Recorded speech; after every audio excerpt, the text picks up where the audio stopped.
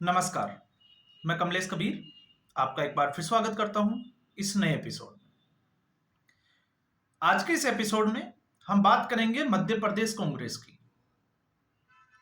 और दूसरा साथ में हम बात करेंगे जिस तरीके से राहुल गांधी इस वक्त कांग्रेस में बड़ा फेरबदल कर रहे हैं। हर बार जो है वो हम उसकी चर्चा करते हैं तो हम उन बातों को दोबारा से दोहराएंगे नहीं और उससे एक खास तबका जो कांग्रेस के दरबारी पत्रकार है उनमें खुशी का माहौल है। लेकिन उनकी खुशी, जिस तरीके से मैं अक्सर बात करता हूं कि उनकी खुशी जो है वो ज्यादा देर तक टिकी नहीं और अब लगता है कि एक के बाद एक, चाहे वो शशि थरूर की बात करें, फिर डीके शिव कुमार की बात करें और अब उस मैदान में जो है वो दिग्विजय सिंह भी कूद पड़े हैं। तो मुझे लगता है कि ऐसे दरबारी पत्रकारों के, बरनौल पत्रकार अगर हम कहें तो ज्यादा जो है वो इसमें बुरा भी नहीं होगा, क्योंकि अब इनको बरनौल की जरूरत पड़ने वाली है। और ऐसा मैं क्यों कह रहा हूं, इसके पीछे आप जो है वो तथ्यों को समझने की कोशिश करेंगे तो फिर समझ में आएगा कि आखिर ये चल क्या रहा है। राहुल गांधी के लगातार चुनाव हारने के बाद, मैं खास तौर से बात करूंगा 2019 के लोकसभा चुनाव हारने के बाद, एक ग्रुप बना G23, जो कांग्रेस पार्टी में वरिष्ठ नेताओं का एक ग्रुप था जो बड़े समय से कांग्रेस पार्टी के साथ, उसकी आइडियोलॉजी के साथ जुड़े हुए थे, लेकिन राहुल गांधी की स्वीकार्यता उसमें कमजोर थी। वो राहुल गांधी के नेतृत्व में काम करना ही नहीं चाहते थे, क्योंकि राहुल गांधी जब से कांग्रेस पार्टी में आए हैं तब से कांग्रेस पार्टी का ग्राफ जो है वो नीचे जाता जा रहा है। आखिरकार बदलाव तो नहीं हुआ, लेकिन एक के बाद एक उन नेताओं को या तो पार्टी से बाहर निकाल दिया गया या फिर उन्होंने कांग्रेस पार्टी छोड़ दी। अब 2024 के लोकसभा चुनाव के बाद में एक बार फिर से, क्योंकि एक छोटी सी आशा की किरण, एक उम्मीद बनी थी, लेकिन उसके बाद जिस तरीके से कांग्रेस पार्टी विधानसभा चुनाव में एक्सपोज हो गई, अब ठीक उसी राह पे कांग्रेस पार्टी फिर से चल पड़ी है। अब यह तो नहीं कह सकते कि G23 बनेगा, ये G5 बनेगा, G10 बनेगा, ये G15 बनेगा, ये जो है वो हम नहीं कह सकते, लेकिन इतना जरूर तय है कि कांग्रेस पार्टी में ऐसा कुछ जो है वो होने वाला है। और इसकी बड़ी वजह भारतीय जनता पार्टी भी नहीं है। अगर आपको लगता है कि भारतीय जनता पार्टी का हाथ है, नहीं, इसके पीछे जो है वो कांग्रेस पार्टी की गुटबाजी है। और कारण क्या है वो भी हम इसमें जो है वो समझेंगे। शशि थरूर को एक बार फिर से अगर हम इसमें ले, मैं मध्य प्रदेश पे आऊं उससे पहले मैं बात करूंगा शशि थरूर की। केरल में जिस समाज से शशि थरूर आते हैं वहीं से जो है वो केसी वेणुगोपाल भी आते हैं। और केसी वेणुगोपाल इस वक्त कांग्रेस पार्टी में महासचिव, संगठन महासचिव है। और केसी वेणुगोपाल कतई नहीं चाहेंगे कि शशि थरूर जो है वो ऊपर आए, और यही जो है वो झगड़े की बड़ी वजह है। और केसी वेणुगोपाल कुल्ले टिकाए हुए हैं, क्योंकि आरोप उनके ऊपर बहुत लगे हुए हैं। और केसी वेणुगोपाल के समय से, जब से वो महासचिव बने हैं, संगठन कमजोर हुआ है, मजबूत हुआ है, वो पूरे देश के सामने है। तो आखिर केसी वेणुगोपाल की कांग्रेस पार्टी में भूमिका क्या है? भूमिका यह है कि वो गांधी परिवार की चमचागिरी करते हैं या राहुल गांधी के बिल्कुल करीबी है, इसलिए वो जो है वो टिके हुए हैं। दूसरा, आपने देखा डीके शिव कुमार, ये बात आती है कर्नाटका की। अब डीके शिव कुमार, क्योंकि शशि थरूर नरेंद्र मोदी की तारीफ कर चुके थे, फिर डीके शिव कुमार ने हिंदुत्व को लेके बड़ा स्टेटमेंट दिया, जिससे सीधे तौर से जो है वो कांग्रेस पार्टी सदमे में आ गई। अब डीके शिव कुमार की अपनी दुविधा है, और वो दुविधा यह है कि वहां पर जिस तरीके से वोकालिंगा समुदाय ने डीके शिव कुमार का समर्थन किया, डीके शिव कुमार रिसोर्सफुल बंदे हैं, पैसे वाले हैं। भारत जोड़ो न्याय यात्रा में राहुल गांधी के लिए उन्होंने अथाह पैसा खर्च भी किया। कांग्रेस पार्टी को वहां कर्नाटका में जीत मिली, ये मई 2023 के चुनाव में। और उसके बाद में डीके शिव कुमार को ये उम्मीद थी कि 40 साल की उनकी जो तपस्या है वो रंग लाएगी, लेकिन बाजी मार गए सिद्धारमैया। तो डीके शिव कुमार इस बात से खुश थे फिर भी कि 2.5 साल के जो फॉर्मूला है उस पर काम चलेगा। और अब जो है वो 2 साल पूरे हो गए तो 2.5 साल होने को आए, तो इस वक्त जो है वो सबसे अच्छा मौका है अपना रंग दिखाने का, राहुल गांधी तक मैसेज देने का। तो चाहे वो कुंभ में स्नान करना या फिर आपने देखा होगा जग्गी वासुदेव के कार्यक्रम में पहुंचना, अमित शाह के साथ मंच शेयर करना और वहां पर शशि थरूर का। अब ये तो हुआ आपका जिसमें हम पहले ही चर्चा कर चुके हैं। अब हम आते हैं मध्य प्रदेश की। मध्य प्रदेश में इस वक्त कमलनाथ ने, डीके शिव कुमार के बाद कमलनाथ ने मोर्चा संभाला और कमलनाथ ने बाबा बागेश्वर की भरपूर, जिसको हम कहें तारीफ की और साथ में नरेंद्र मोदी की भी तारीफ की। और उनके आप शब्दों को देखोगे तो उनके शब्द थे जिस तरीके से बुंदेलखंड में, छतरपुर और बुंदेलखंड का जो एरिया है उसमें बागेश्वर धाम की तरफ से जो कैंसर हॉस्पिटल बनाया जा रहा है वो अपने आप में जो है वो बड़ा तारीफ के काबिल है। और शिक्षा और स्वास्थ्य में जो है वो काम होना चाहिए, यही सनातन का राजमार्ग है।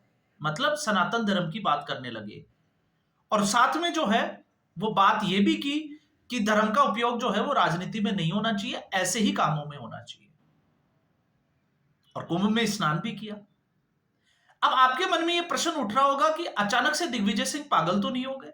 जो भगवा आतंकवाद की परिभाषा देते थे, हिंदुओं को भगवा आतंकवाद कहते थे, अचानक से उनके सुर बदल क्यों गए? क्योंकि कांग्रेस पार्टी का स्टैंड इस वक्त जो है, जिस तरीके से प्रधानमंत्री नरेंद्र मोदी ने बाबा बागेश्वर को छोटा भाई बताया, तो आपने देखा होगा कांग्रेस के मध्य प्रदेश की इकाई के नेता मुकेश नायर ने, उन्होंने तो उचक्का तक कह दिया था। और जितने भी जो दरबारी पत्रकार है जिनकी मैं बात कर रहा था कि उनको बरनोल क्यों खरीदना चाहिए, क्योंकि इस घटना के बाद में आप देखिए कि एक व्यक्ति जो है वो कैंसर हॉस्पिटल बनाता है और साथ में अभी आपने देखा एक सामूहिक कन्या विवाह भी करवाया। तो ये काबिले तारीफ जो काम है, चाहे वो पक्ष का हो विपक्ष का हो, डजंट मैटर, लेकिन इनके मुंह से एक शब्द उसकी तारीफ में नहीं निकला, बल्कि उसको जो है वो नफरती बाबा और तमाम तरीके के जो है वो ट्रोल करने की कोशिश की। ये इनकी पीड़ा है। आपको अगर ये लग रहा होगा कि ये विश्लेषण है, ये विश्लेषण नहीं है, ये इनका दर्द है जो शब्दों से बाहर आता है। इसलिए ये लोग जो है वो लगातार गालियां दूसरे को देते हैं, लेकिन ये गालियां नहीं है, ये दर्द है, पीड़ा है, ये आपको समझना पड़ेगा।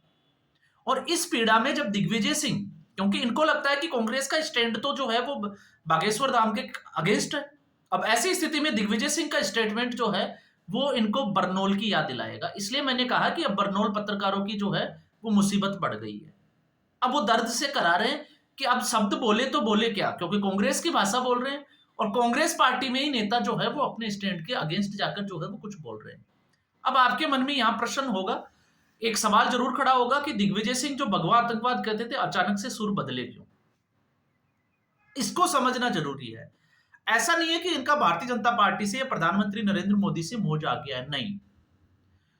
कांग्रेस पार्टी के इन तमाम वरिष्ठ नेताओं को पता है कि आने वाले 15, 20 साल, 30 साल तक जो है वो कांग्रेस का कुछ नहीं हो सकता, क्योंकि जब तक राहुल गांधी है भारतीय जनता पार्टी को कोई हरा नहीं सकता। अब आप समझ गए होंगे कि मेरा इशारा क्या है।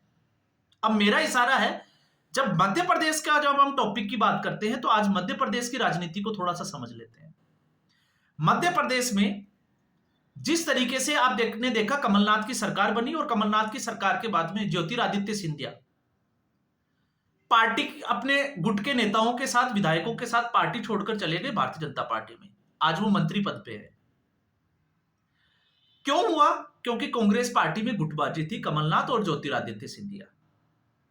और आज भी अगर आप देखोगे तो गुटबाजी ही जो है वो वहां पर हावी है। कैसे? इस वक्त कांग्रेस पार्टी के अध्यक्ष है जीतू पटवारी, और आपने देखा होगा जीतू पटवारी और उमर सिंगार, इन दोनों का ग्रुप अलग है जो कांग्रेस पार्टी को अभी चला रहे हैं, और जीतू पटवारी गांधी फैमिली के अभी करीब है। और दूसरा गुट बन गया दिग्विजय सिंह और कमलनाथ, दोनों एक साथ आ गए। अब कमलनाथ भी आपने देखा होगा देर सवेर फरवरी 2024 में खबर चली थी कि कमलनाथ जो है वो नकुलनाथ के साथ में भारतीय जनता पार्टी में शामिल हो सकते हैं। और अभी थोड़े दिनों पहले कमलनाथ का जो है वो दर्द सामने निकल के भी आया था कि पार्टी मीटिंग में उनको जो है वो पता ही नहीं होता कि पार्टी की मीटिंग चल रही है। इस तरीके का जो है वो उनको नजरअंदाज किया जा रहा है। अब ऐसी स्थिति में अब आप कह सकते हो कि कमलनाथ और इसमें दिग्विजय सिंह, इनकी स्थिति, इन दोनों की स्थिति अभी एक ही जैसी है। और कैसे है? क्योंकि इन दोनों का पुत्र मोह, इनको अपने बेटों को सेट करना है। कमलनाथ के बेटे जो सबसे युवा जो है वो विधायक बने, और पार्टी में कमलनाथ की सरकार में दिग्विजय सिंह के बेटे जो है वो विधायक भी बने, जयवर्धन सिंह, और उसके बाद में जो है वो मंत्री भी बने। और दूसरे सांसद बने छिंदवाड़ा से कमलनाथ के बेटे नकुलनाथ। अब ऐसी स्थिति में इनको आगे का रास्ता नजर नहीं आ रहा, क्योंकि कांग्रेस पार्टी कमजोर हो गई, और कमजोर हो गई तो अब इनको बेटों को जो है वो अपने, तो हो सकता है आने वाले समय में अगर भारतीय जनता पार्टी ज्वाइन भी कर ले तो इसमें कोई बुराई भी नहीं है। लेकिन अभी जो है वो इनका टकराव जिस तरीके से आप देखोगे, दिग्विजय सिंह की जो है वो आप देखोगे उमर सिंगाल के साथ, और जीतू पटवारी की कमलनाथ के साथ बिल्कुल नहीं बनती। और रिसेंटली एक घटना भी हुई है मध्य प्रदेश में, कांग्रेस पार्टी के दफ्तर के बाहर जो है वो कांग्रेस पार्टी के ही कार्यकर्ताओं ने पोस्टर भी लगाए हैं, और उसमें जीतू पटवारी के ऊपर बड़े आरोप लगाए हैं। और आरोप किस तरीके के हैं कि जिस तरीके से मीडिया के जो अध्यक्ष है उनकी कोई सुनता ही नहीं है, उसको कोई और ही चलाता है। मतलब सीधे तौर से इशारा था कि जीतू पटवारी जैसे लोग चला रहे हैं, पार्टी के वरिष्ठ जो नेता है उनको दरकिनार किया जा रहा है। और इसी तरीके से सिर्फ जो पद पे जो महासचिव और उपाध्यक्ष पद के जो लोग हैं वो सिर्फ और सिर्फ जो है वो दिखावे के हैं। तो काम जो है वो सिर्फ और सिर्फ जो है वो जीतू पटवारी की ही चल रही है, और या फिर उमर सिंगाल की चल रही है। तो यहां से आपको समझ में आएगा कि ये सिर्फ और सिर्फ जो है वो गुटबाजी की वजह से इस तरीके का चल रहा है। लेकिन अब इसमें सोचने वाली बात यह है कि ऐसा कब तक, तो ऐसा कब तक, आपने देखा राजस्थान में ठीक इसी तरीके का प्रकरण चला था, और ये हर स्टेट की कहानी होगी कांग्रेस पार्टी की। अब कांग्रेस पार्टी इसको स्वीकार नहीं करती, ना कांग्रेस पार्टी के कार्यकर्ता इसको बात को जो है वो स्वीकार करने के जो है वो मूड में है। आप देखोगे कुछ लोग जो है वो इस चीजों को मानने को तैयार ही नहीं होते, लेकिन सच्चाई यही है। आज भले ही हम कहें कि अशोक गहलोत और सचिन पायलट कांग्रेस के जो है वो एक साथ खड़े दिखाई देते हैं राजस्थान से, लेकिन चुनाव नजदीक आने दो, जिस तरीके से अशोक गहलोत का पुत्र मोह वैभव गहलोत को सेट करने की बात आएगी, वो सचिन पायलट के खिलाफ खड़े हो जाएंगे, सचिन पायलट को खत्म करने की तैयारी में आ जाएंगे।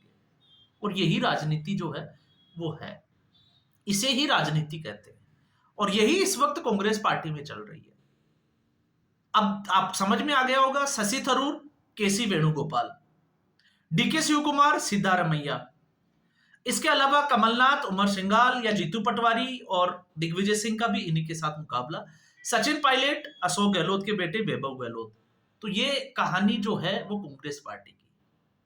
अब भले ही कांग्रेस पार्टी में कितनी ही सर्जरी चले, और सर्जरी कब तक होगी, कब तक आप बदलाव करोगे, क्योंकि आपने देखा जिस तरीके से दिग्विजय सिंह के सुर बदले हैं, शशि थरूर के सुर बदल गए, डीके शिव कुमार के सुर बदल रहे हैं, तो इससे तो साफ तौर से अंदाजा है कि ये हाईकमान को एक चेतावनी है। भारतीय जनता पार्टी से इनके क्या लिंक, आप ये कह सकते हो कि दिग्विजय सिंह जो है वो जब नर्मदा यात्रा पे गए थे नदी की, तो उस वक्त जो है वो सारे इंतजाम अमित शाह ने किए थे। तो ये जो है वो राजनीति में चलता रहता है, और राजनीति में जिसको हम कहें कि कोई किसी पार्टी में ही रहेगा, ये जो है वो आप कह नहीं सकते। राजनीति महत्वाकांक्षाओं से भरी होती है, जहां पद मिलता है, जहां विरासत होती है, वहां पे जो है वो जाना। अब आप देख लीजिएगा, जब कांग्रेस पार्टी कमजोर हो रही है तो कांग्रेस पार्टी के कार्यकर्ताओं का मनोबल गिर जाता है, क्योंकि हाईकमान तो वहीं बैठा रहेगा। अब कार्यकर्ता अगर कोई, जैसे दिल्ली में कांग्रेस पार्टी चुनाव ही नहीं लड़ रही है, तो कार्यकर्ता कब तक वेट करेगा, वो अपना कैरियर खराब क्यों करेगा, क्योंकि वो इतना समय दूसरी पार्टी में देगा, शायद उसका कुछ भला हो सके। क्योंकि कांग्रेस पार्टी लोकसभा चुनाव, 3 लोकसभा चुनाव लगातार हार चुकी है, और राज्यों की अगर हम बात करें तो आप जो है वो अंदाजा भी नहीं लगा सकते कि कितने राज्यों में चुनाव आ रही है, और लगातार चुनाव आ रही है, और बुरी तरह से चुनाव हार रही है। तो ऐसी स्थिति में कांग्रेस पार्टी जिस तरीके से गुटबाजी पे आ गई, तो आने वाला समय, मैंने शुरू में कहा कि G23 मैं नहीं कह सकता, लेकिन ठीक उसी तरीके की तैयारी जो है वो कांग्रेस पार्टी के लिए चल रही है। अब वो कहां से विस्फोट होगा और किस तरीके से होगा, बस ये जो है वो देखना बाकी रह जाएगा। तो आज के एपिसोड में बस इतना ही। उम्मीद करूंगा वीडियो एपिसोड आपको पसंद आया होगा। वीडियो को लाइक करें, शेयर करें, चैनल जरूर सब्सक्राइब करें। धन्यवाद।